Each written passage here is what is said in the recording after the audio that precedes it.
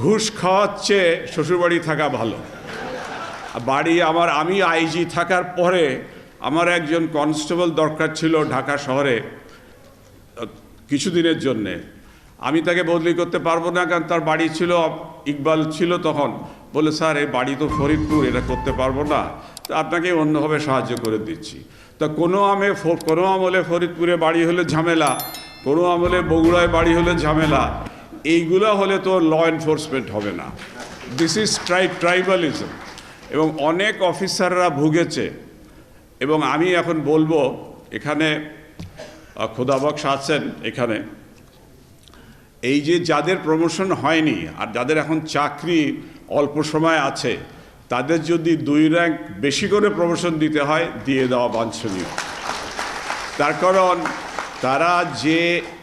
তারা যে মনস্তাত্ত্বিক এবং সামাজিক ঝামেলার মধ্যে ছিল এবং যে দুর্গতির মধ্যে তারা ছিল, সেইটার কম্পেনসেশন শুধু টাকা দিয়ে আর সিনিয়রিটি দিয়ে হয় না। তো সেই জন্যে তাদেরকে তারা অবসরে যাওয়ার আগে তাদের যে পাওনা সেটা দেওয়া উচিত।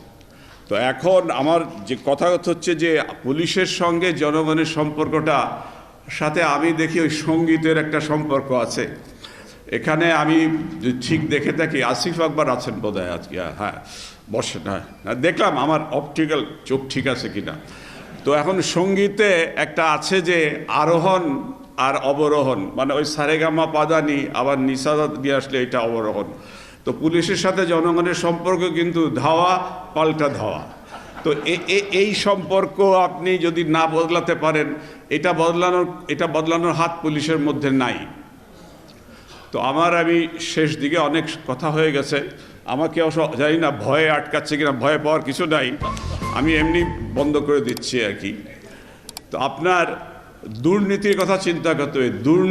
দুর্নীতি যেভাবে নিমজ্জিত হয়েছে অফিসাররা, এইটা চিন্তা করা যায়। আমি একটা উদাহরণ বলি, আমি আমার জীবনের একটা লম্বা সময় শ্বশুরবাড়ি কাটিয়েছি, বাধ্য হয়েছিলাম। তার কারণ আমার ইন্ডিপেন্ডেন্ট বাড়িতে থাকার মতো অবস্থা ছিল না, আমার স্ত্রী সন্তান সম্ভব ছিল এবং স্টাফে চাকরি করে ডিস্ট্রিক্ট থেকে এসে, তো আমিও বেশ কিছুদিন শ্বশুরবাড়ি ছিলাম।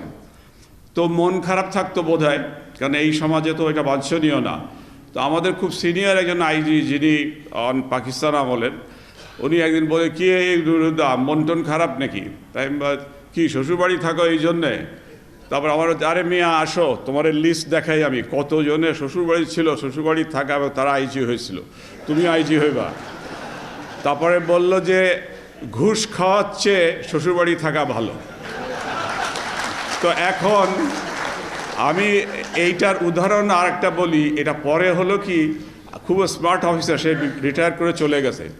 আমি যখন র্যাবের একটা পয়লা বৈশাখের ফাংশনে কিছু তরুণ অফিসারকে এই অ্যাডভাইস দিচ্ছিলাম যে, আরে মিয়া, ডিফিকাল্ট পোস্টিং হইলে এমন জায়গায় বিয়ে করো।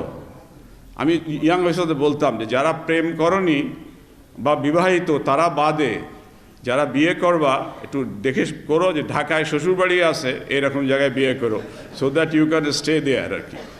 তো আমাকে ওই অফিসাররা চলে যাওয়ার পরে এই অভিজ্ঞ অফিসার আমাকে বলছে, স্যার এই অ্যাডভাইস এখন আর দরকার নাই। বলে কেন? বলে, স্যার এখন 3-4 বছরেই বাড়ি বানায় ফেলে। তো এই যে অবস্থা, এইটার থেকে বেরিয়ে আসতে হবে। শুধু চাইলে হবে না, যখন আমি ওই অবস্থা ক্রিয়েট করতে পারবো, সমাজের ভিতরের থেকেই দাবি আসবে যে we want a good police force and efficient police force.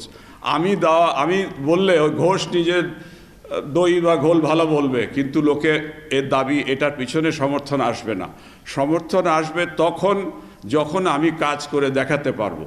তো কাজ করে দেখানোর এই জিনিসগুলো আছে আর কি, যে আমাকে এই দুর্নীতির যে পরিমাণ, কি হিউজ দুর্নীতি হয়েছে, এবং দুর্নীতি এখন যে হচ্ছে না এই গ্যারান্টি নাই, কিন্তু আমি খোলাখুলি বলতে চাই না, জানা যায়। তো এইটার থেকে আমাদেরকে বেরিয়ে আসতে হবে। আর পলিটিশিয়ানদের জন্যে তো আমি আমার লাস্ট কথাটা হচ্ছে, আমরা স্কুলে একটা কবিতা পড়েছিলাম, বিশপ অফ এক্সিটারের লেখা, গিভ আস গুড ম্যান তো এখন তো আমি শুধু ওইটা একটু চেঞ্জ করে বলবো যে আল্লাহ আমাদেরকে ভালো লোক, ভালো ভদ্র মহিলা এবং ভালো ভদ্র লোকদের দেন, যারা আমাদের দেশে রাজনীতিতে অগ্রণী ভূমিকা নেবে। তারা যখন নেবে তখন আর বাকি জিনিসগুলো ভালো হয়ে যাবে।